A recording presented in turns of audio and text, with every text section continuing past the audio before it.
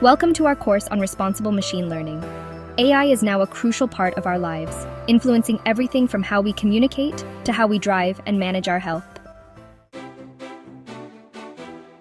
AI powers self-driving cars like those from Tesla and Waymo, smartwatches that monitor our health, and personal assistants in Apple and Android devices.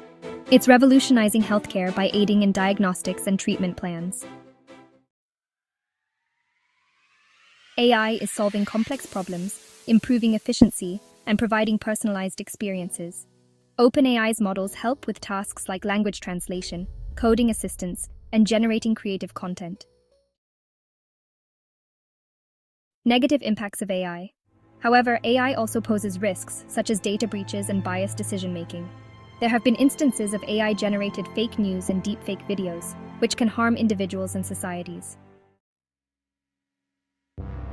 Importance of regulation.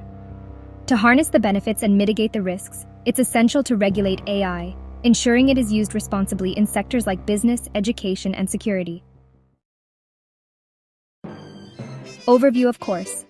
In this course, we will explore how AI is transforming lives, the challenges it presents, and how to develop and use AI responsibly. Let's get started.